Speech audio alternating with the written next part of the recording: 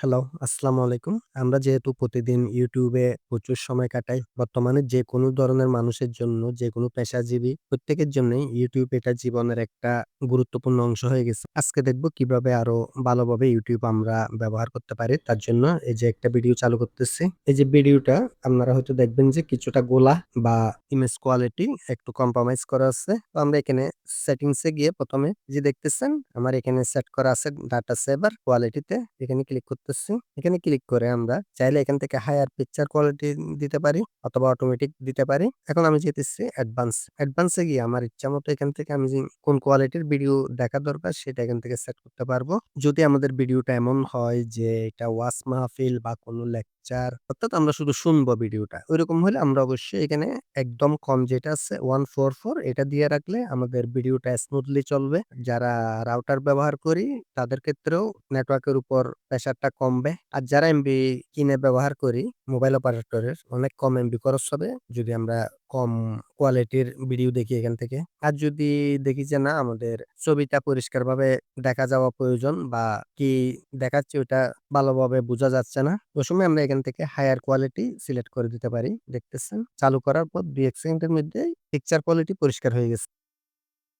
এরপর ২য় অপশন আসতেছে সেম আমরা যদি কোনো লেকচার শুনি অথবা ওয়াজ মাহফিল দেখা যায় অনেক আস্তে, আস্তে বলতেছেন বক্তা অথবা দেখবেন হয়তোবা খুব দ্রুত বলতেছে, কি বলতেছে এটা আর বুঝতেছি না। বিশেষ করে ইংরেজিটা। এসব ক্ষেত্রে আমরা চাইলে এখান থেকে প্লেব্যাক স্পিড দেখতেছেন এখানে। যে প্লেব্যাক স্পিডটা বাড়িয়ে কমিয়ে আমরা আমাদের YouTube দেখার অভিজ্ঞতাকে আরো আরামদায়ক করতে পারি। তো এখানে আমরা দেখি, এখানে দেখতেছি স্পিড। যদি আমরা আসলে কোনো ইংলিশ ভিডিও দেখি যেটা আমরা সহজে বুঝতে পারি না। ওইসব ক্ষেত্রে যদি আমরা স্পিডটা একটু কমিয়ে দিই, এখান থেকে ভয়েসটা আস্তে, আস্তে হয়ে যাবে। এসব ক্ষেত্রে আমরা দেখব পরিষ্কার প্রতিটা শব্দ আলাদাভাবে বুঝতে পারতেছি আমি। এটা এখন দেখব স্লো মোশন এ কিভাবে চলে।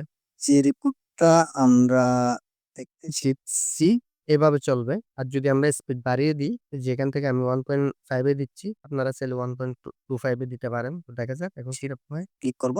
এখানে নিচে এড অপশন দেখাচ্ছে। আমাদের ফোনে হয়তো ভিন্নভাবে আসতে পারে। তো এভাবে আমরা আমাদের স্পিডটা বাড়িয়ে কমিয়ে আমাদের যেরকম সুবিধা ওইভাবে আমরা এটা দেখতে পারি। তো একই রকম কাজ আমরা করতে পারি আমাদের ডাউনলোড করা ভিডিওগুলো নিয়ে। ওইখানে এই যে বর্তমানে আমরা আসছি ডাউনলোড পেজের মধ্যে উপরে দেখতেছি 3 ডট এখানে ক্লিক করে যাব সেটিংস অপশন। সেটিংস অপশনে যাওয়ার পর আমরা এখানে যাদের ওয়াইফাই কানেকশন থাকে মাঝে মধ্যে থাকে অথবা দিনের নির্দিষ্ট কিছু সময় আপনি ওয়াইফাই এর আন্ডারে থাকেন, ওই সময় আপনারা এটা দিয়ে রাখতে পারেন। ডাউনলোড ওভার ওয়াইফাই অনলি এই যে অপশনটা দেখতেছেন এটা দিয়ে রাখলে শুধুমাত্র আপনি যখন নেটওয়ার্কের মধ্যে আসবেন ওই সময় ডাউনলোড হবে। আর যখন আপনি এমবি ব্যবহার করবেন ওই সময় ডাউনলোড হবে না ভিডিও। আর ওই যে বললাম ভিডিও যদি আপনার ওই কোয়ালিটির হয় যে এগুলো শুধু শুনবেন আপনি, ওই টাইপের যদি হয় তাহলে এখান থেকে ডাউনলোড কোয়ালিটিতে গিয়ে আপনি এই যে কোয়ালিটিটা লো অথবা হাই এখান থেকে সেট করতে পারবেন। এরপর দেখবো আমরা আমাদের ওয়াচ হিস্ট্রি যেটা অর্থাৎ আমরা এতদিন কি দেখছি না দেখছি এগুলা ডিলিট করার বিষয়ে।